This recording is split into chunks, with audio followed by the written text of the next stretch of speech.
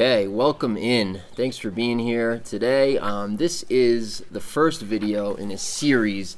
I think I'm going to call it Expat Profiles. Basically, the idea here is to chat with people who live in Ecuador, who are from other countries, and just give you their perspective. Obviously, who they are, but life here, the pros and cons, some of their experiences, and really just allow you to have another perspective, a non-company perspective on life here. So again, thanks for joining us. I'm Jesse Bayer, Abundant Living Ecuador. I'm supposed to tell you a bunch of stuff. I'm supposed to tell you to subscribe, ring the bell, share, like, comment. If you've got, if you have topics you'd like us to cover, put them in the comments. If you have been to Ecuador and you've got things to say, please put it in the comments. But again, thanks for joining us as always. Much appreciated. So I am joined today by Joe Schramm, and Joe's become a good friend over the years. Joe is from Texas originally. You've been here since when? A little over 3 years. A little over 3 years. Here in Vilcabamba. I'm actually at Joe's house right now. So you can see behind us. I mean, Joe has, some of the best views, I think, on the planet. This is Vilcabamba, so we're in Vilcabamba, Ecuador, in the Southern Andes. That's actually the valley behind us, so we're up a little bit, set above town. And again, today's just going to be, a conversation with Joe about his experiences and, life here. So, Joe, thank you for taking the time. Much appreciated as always. Absolutely, glad to do it. So let's talk a little bit first just about your background, where you're from, what's your, a little bit of your history, what you've done in your life, and then we'll go from there. Sure, yeah. Early on, I was in mainframe software and high-tech kind of stuff. And then I became a shooting instructor and organic farmer. And so we had a farm in Texas, which we sold when we moved here. Okay. So interesting. So Texas to Ecuador. That's quite a. What made you do that? Well, I think there's a couple of things. One of the things about Texas is the extremes in the weather were just becoming too much for me, and of course, things like property taxes, etc. Were starting to get just absolutely ridiculous. But mostly, we wanted to find a place where it had a good, moderate climate. Plenty of sunshine. And good quality air, good quality water, a place where we could improve our health and live out the remainder of our days. And as long as we're here, we want to be healthy and happy. So Ecuador was the pick for us amongst 20 different locations that we had been analyzing. 20 different locations. Wow. What were some of the others you were considering? Well, we looked at the usuals like Mexico and different places in Central America, and of our concerns again was air, water, quality of food, the quality of the health of people there, and also our safety. We want to be sure it was a relatively safe place, and most of the other places we looked at missed the boat on at least one or two of those things. And we also, a low property tax, which is incredibly low here, and it's almost ridiculously low. So we do find it very economical here, and we like the culture. And I think that was, our deciding factor. There's a list of 5 or 6 things that were must-haves. Interesting. Yeah, I had a similar list, and I think Ecuador, this area of Ecuador anyway, does hit on most of that. You've obviously got family back home. I know you have kids, you've got grandkids. What do they think you're crazy, or do they support your move? Do you miss them? Do you go back home? How have you dealt with that? Well, I think my son and his wife were very supportive of it, but we did have other family members, I think, that thought we were nuts. And certainly some friends thought we were moving to a dangerous third world country. Right. And so now they, with all the recent events in the United States, they all think that we're the smartest people in the room. Funny how that changes, isn't it? And they're all sending us questions daily by email, how can we get there? So. Right. Interesting. So obviously you like it here. You don't regret the decision. What are, talk a little bit about some of the pros and cons, or actually let's even start a little bit before that. So moving your life from a place like the United States, which has its own culture, somewhere you lived your whole life. I lived my whole life there. It has its own culture, its own way of doing things. You speak the language, you understand the culture, you know how to get things done. Obviously, you take that, and then you say, okay, Latin America, Ecuador in this case, totally different language, totally different culture, different processes, different ways of going about things, different ways of getting things done. What was that like for you? What were some of the obstacles? Has it gotten easier over the years? Yeah, well, I think that's a great question, because I think, everyone comes here with a different outlook, different expectations, different background. But for us, we had been studying Ecuador and for quite a few years before we actually made the decision to even come and visit. So we came and visited over 4 years ago, as you recall. You hosted us then. And I think that, there are some things that surprised us and some things that didn't surprise us. But I think that probably the biggest obstacle for us is sometimes dealing with government and the banks and things. Sure. But I think it's become much, much easier now that we understand the process, and that we've developed an attitude that we're just not in a big hurry. And these things all get done. It just may take a little time. And I think if you just understand, geez, I'm retired. What do I care how long this takes? And I think, and as you understand the language better and you're able to converse, things get much easier. Yeah. So did you find a lot of challenges the first 6 months, the first year, or was it fairly smooth, or how would you describe that? I would say it was fairly smooth. Some of the challenges for us is where to find things that we like to buy, etc. And so, that took a little education and asking yourself, Sure. other expats, hey, where can I buy this? Where can I find that? And understanding that everything isn't under one big roof here, like a Home Depot or a Lowe's, Right. that it may take trips to, 4 or 5 different tiendas to find what you need. Sure. It's it comes down a lot of times to those connections, doesn't it? Absolutely. Like those, knowing the right people to ask who can guide you in the right direction, as opposed to just going to the Home Depot or going on Amazon.com. It's just kind of a different way of doing it. Absolutely. And I think, my advice to anybody who's thinking about moving here, one is adjust your expectations. That I think if, your expectations are what you have in the U.S. or what you have in Europe, you may be disappointed, because things are just different here. It's a different culture. The building's different. Everything's different. Yeah. And so if you have a pioneering attitude, pioneering spirit, you're going to get by here really well. If you want every single comfort that you had back home, you may not get that, and you might be disappointed. For us, we've adjusted to some of the products here that we really like. There are some things that we do order in from the States, but very few, because it is very expensive to order Sure. things in from the States. But, for the most part, we have everything we need, everything we want. I think having good contacts here on the ground, people you can trust to help with your banking while you're learning the language, to help with your visa process, things like that, that's very important. And, Sure. you and I, Dave, made that very easy for us in our beginning. And the longer we're here, the more we have those kind of contacts in place, and the lawyers, etc. And Sure. so everything's become extremely easy now. In the beginning, having those contacts already on the ground and people helping you adjust in your transition. Yeah. Yeah, and you said something earlier that I think is key, which is the attitude piece. It's like if you come here feeling like, gotta be now, what's going on, everybody, it's gonna be difficult. But if you have that attitude of like, I know it's in process, I know it's getting done, I'll follow up when I can, and kind of just keep that sort of relaxed, kind of tranquilo attitude, it definitely makes that transition a lot easier. So you've been through the gamut here of sort of life experiences. Joe has a small business. He produces pickles and other delicious, do you describe them as canned goods? It's like salsas and okra and all kinds of just really delicious stuff. So you've done a very small business.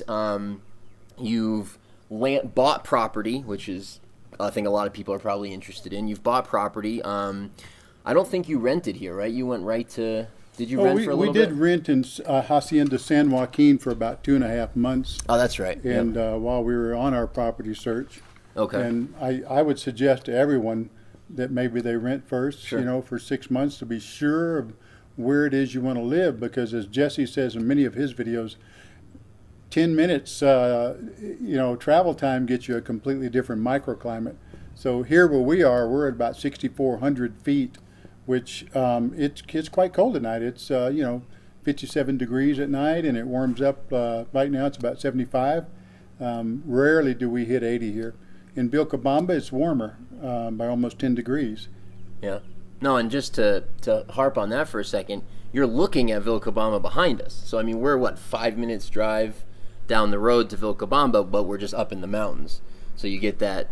How much cooler would you describe it here? I would say Fahrenheit is 10 degrees About cooler. 10 degrees cooler. Vilcabamba, for me, since I'm from Texas, I'm tired of sweating. And so Vilcabamba can get a little bit warm for me, but other people absolutely love the warmth, like yourself. Yeah. Here, it's just perfect for me. I like the cool nights, makes me sleep well. Sure. So you've bought property here, you've started a business, you've gotten your visa, you've moved here, you know, you've kind of done everything that people might be interested in doing here. Describe for me a little bit. Let's start with construction as well. That's actually really important. So you can't see it in the video, but Joe bought a house that was more or less finished, but he's renovated a little bit, and then he's also built a guest house. Now he's built another little guest space as well, sort of a container home, but the guest house is a regular nice little house. So you've been through construction. You've seen how different that is. You've bought and sold real estate. You've seen how different that is. You've started a business, you know, so you've seen sort of that culture. What are some of, you know, what would be your advice to people, or what have been your experiences, maybe starting with the real estate, and then we'll jump into construction? Sure. I think real estate part of it for me has been really well. I mean, Jesse did a bang-up job. I will say it's really important to do your due diligence here. It is in the United States or anywhere, but here especially, because if you don't know the laws and you don't know how the real estate transaction works here, you could buy a piece of property where you might have some issues with previous siblings, etc., trying to make claim on the property. Jesse steers you clear of those kind of problems, but you also want to make sure you have a good water source and these type of things. Very important. Good access to internet and electricity. And speaking about internet, if I can chase a rabbit, sure. My internet in the U.S. was $150 a month, and I couldn't download YouTube videos because it was too slow and would use up all my bandwidth. Here, I pay $29 a month for internet, and I have the fastest internet I've ever had.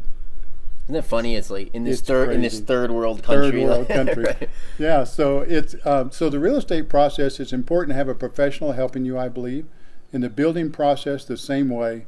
There are lots of people that claim to be builders, etc. here, and I think finding the right builder, asking around, getting everyone's experiences with it, and having someone you can really communicate with.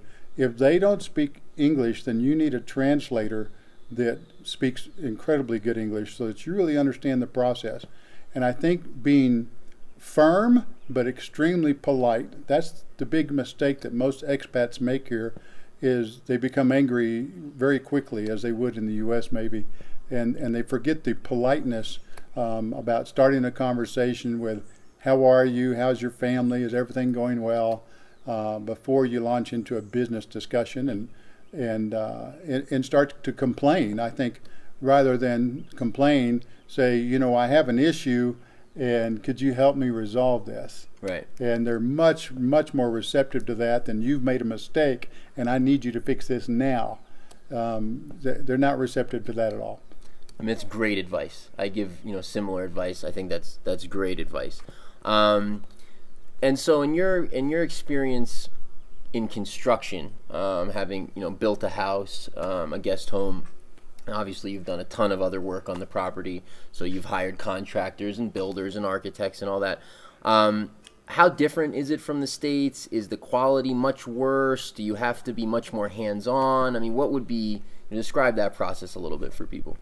Well, I think that it's a different type of construction than I was used to in Texas, because most of our construction, our homes there are what we call stick built, 2x4 wall construction, Right.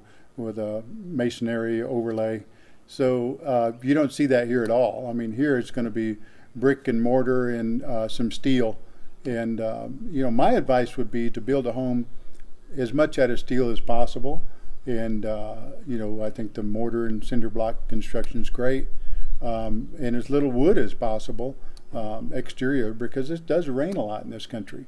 Now, of course, that depends on the actual region you move into, but Sure. we've had rain every day now for the past 3 weeks. This is the rainy season. Yeah. Yeah, and just because you brought it up, let's talk a little bit about the weather. I mean, so where we are has a rainy season and a dry season. So there's about almost half the year where it basically doesn't rain at all, and then there's about half the year or slightly more where it rains most days, not every day, but most days. Usually in the PM. Usually you've got like days. This is kind of your mornings, and then somewhere mid-afternoon, late afternoon, you'll start to get the rain rolling through. Sometimes it rains overnight. But talk a little bit about the weather. Has it lived up to your expectations? I know you mentioned that was one of the reasons you left Texas. Have you been, has that been pleasing to you, so to speak? Yeah, it is very pleasing to me. There's some adjustments that I have to make as a gardener, because we don't get as much sunlight as we got in Texas. Okay, we have sure. 16, 18 hours sometimes in Texas. And here it's basically the sun comes up at 6 a.m. and it goes down at 6 p.m. And there are days all year long. all year long. Yeah. And there are days where it's overcast and you just don't get the sunlight. The dry season, we've gone as much as 3 months on this particular property without rainfall. We've never really gone longer than that. But we've also installed a lot of rainwater collection systems to be able to irrigate, because we like to keep things, really pretty green like they are right now. So the dry season is usually windy. If you don't like wind, well, maybe choose a different location in Ecuador. Yeah, there's at least a couple of months, really, like July and August in this July and area. August. Yeah, where it's pretty breezy, it's pretty windy. Yeah. You may have wind 3 days in a row, and then you don't get wind for a week, but it does get windy. But yeah, for those months, it certainly does.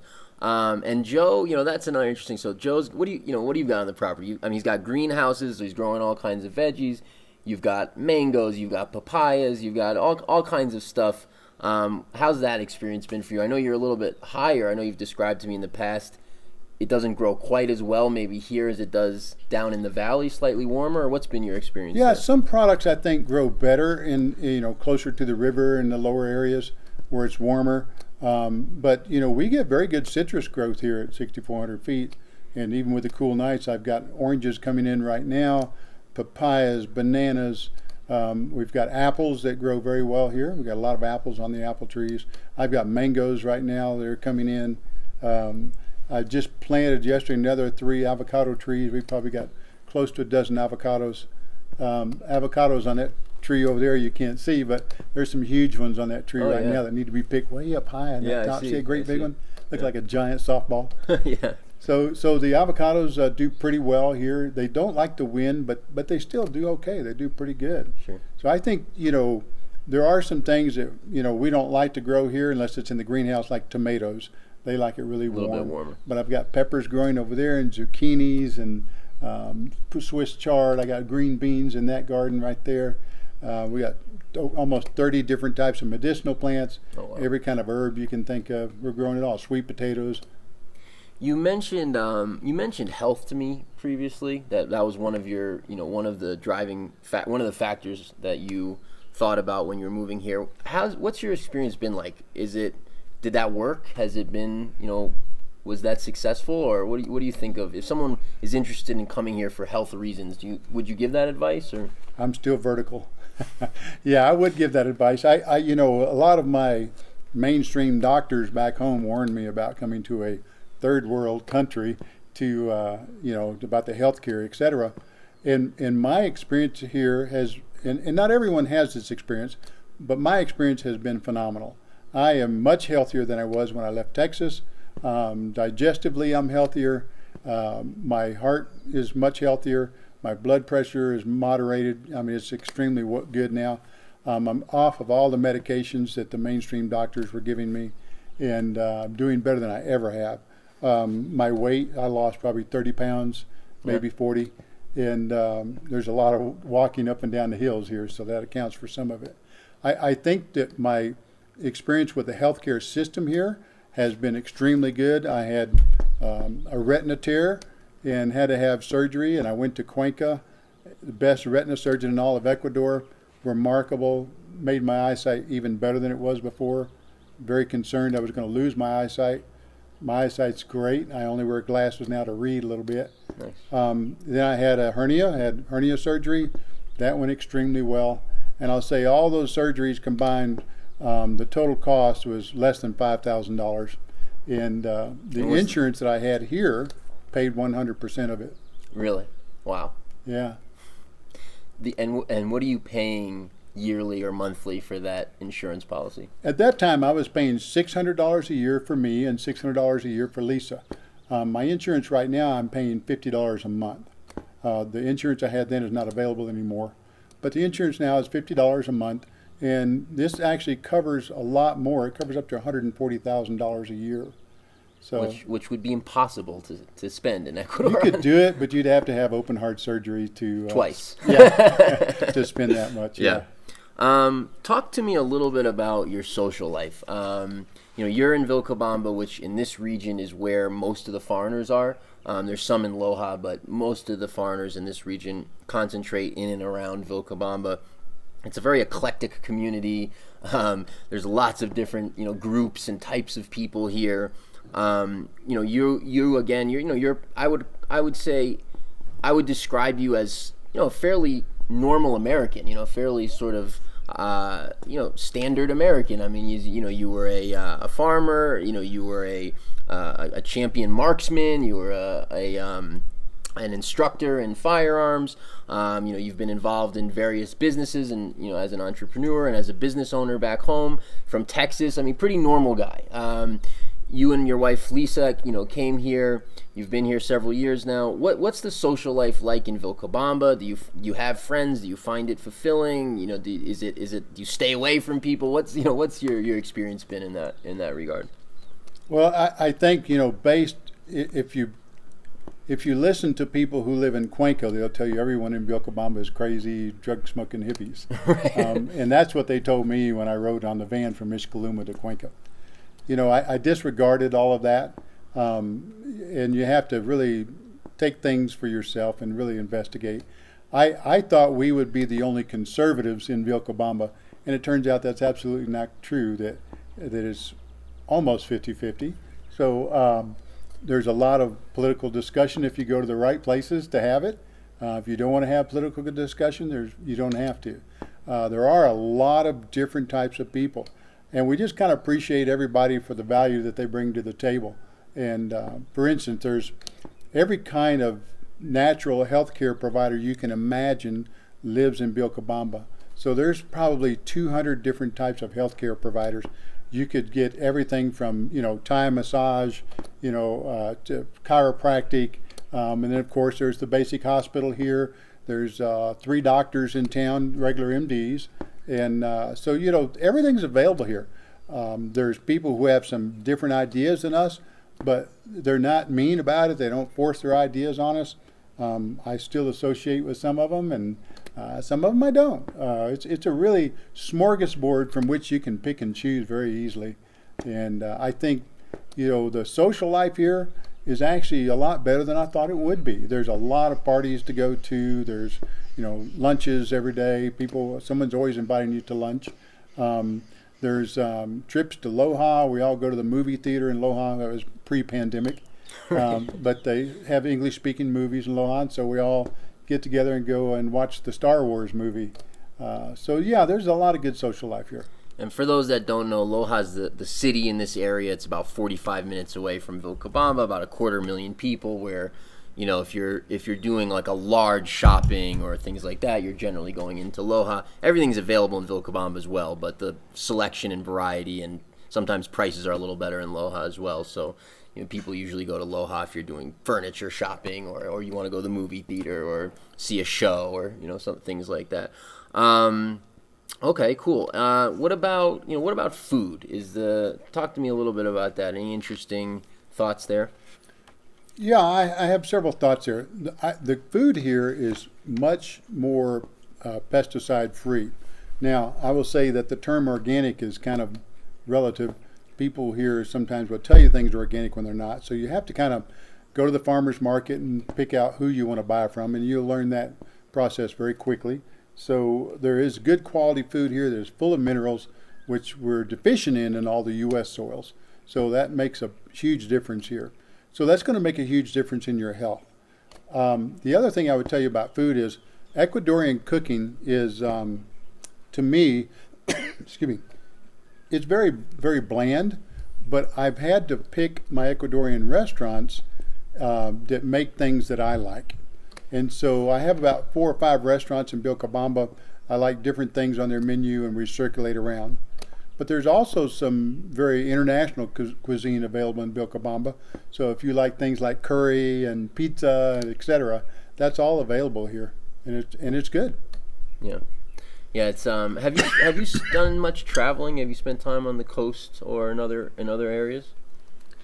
I've traveled to Machala for visa process, Sure. so I haven't had much time on the coast at all. We've been to Cuenca a lot for doctor appointments, Right. but we have had a chance to spend a lot of time in Cuenca, which is an interesting town, great shopping, a lot of historic sites to see there, a lot of cool tourist stuff. But it's too big a city for me. I'm a small town guy. I don't know what is Cuenca, 500,000, 3/4. I think it's closer to like 800,000 or something like that. 800,000, Yeah. yeah. And Loja is a smaller town, about 250,000. It's a great small town. But again, I'm a small town guy. So yeah, I haven't been able to travel much else in Ecuador yet. Just as we got ready to travel, the pandemic happened and it's made it a little more difficult to travel. Yeah, I mean the reason I ask is because the food on the coast is much more flavorful. So I agree. The food in the mountains is not, for me. It's not my favorite, but the food on the coast is pretty good. So maybe you'll get to check that out. I sometime. hear that a lot. Yeah. Yeah, we're anxious to go to the coast. We're not really beach type people, but the food aspect of it is very appealing to me. Cool. Okay, so any awkward or funny or what's like that? What's that hilarious situation? Everyone when they come here, they again, it's the language, it's the culture. There's some funny misunderstandings that happen. Do you have an anecdote or a funny story that comes to mind? I'm putting you on the spot here. Yeah. Well, I just think there's some funny differences. I don't know if I have an anecdote, but I think, when you go to a public restroom, be prepared for no toilet seat and no toilet paper. So, the women in my family have learned to take those things along with them. So that does happen a lot in public restrooms. That's a little tough to get used to. That's a funny one, isn't it? Yeah. Some people are more sensitive about that than others. So that's the one thing I find extremely different. If they put in toilet seats, they'd be stolen within an hour. You think that's why? I always wondered if that's what the reason is. Yeah. Yeah, there's a couple of local restaurant owners say if I put paper towels in there, people stuff them in their purse, and that's why we're always out of paper towels in the restroom. So I learned something new today. Like I never knew why they're only handing you like 2 napkins. Two and they're napkins. like just put the napkins out. Like now I know why. Okay. Yeah, that's extremely. I mean, it's just strange, I mean, and it's not just the locals; it's the expats that do it too. Right. That's very interesting. I remember when I first got here and we were traveling around the country, that was one of the things for us that was like, it's so hard to get them to give you napkins. Like, just give me more. Like, you ask for napkins, they bring you one paper napkin. You're like, Uno papel. Right. There's the Ecuadorian hand dryer. You always see people coming out of the restroom like this everywhere they go. Yeah. Oh, that's very funny and very true. Any regrets? Like anything you would do super different if you could do it over again? In retrospect, I think that probably there is some benefit to living 6 months at a time in different parts of the country, and I would have done that, but I'm the kind of person that needs a home base. So I think having an anchor, buying the piece of real estate to call home is a better plan. And now the pandemic is hopefully coming to an end. We're going to start traveling, and I mean not just in Ecuador, but we're going to go to Galapagos. Nice. With our mutual friend Milton. Oh, are you? That's yeah, great. we're going to go to Galapagos. Man, I might have to get in on that trip. Yeah, we're going to go. We're going to do some other trips in other countries. So yeah, but having the home base is kind of neat for us, and a place to call home and rest our heads. But I think there is some benefit to spending some time renting and traveling around the country, and really be sure of the location that you're going to invest in, or set your foundations. Put roots down. Yeah. Great. Let me think. Is there anything else that we haven't covered? You mentioned earlier. This is a question that I get from people from time to time. You mentioned earlier about firearms, that you were a firearms instructor. You were a champion marksman. The laws here obviously are very different around gun ownership. It's not a gun culture, Ecuador at all. What have been your experiences there? Have you been able to, continue with your hobby, or is it something that you've had to sort of drop, or what's been your experiences? Well, I'll say that I've had to curtail this, and so to own a gun legally here in Ecuador, you have to go through the government. You have to pass a psychological exam, and you have to buy the firearm through the government.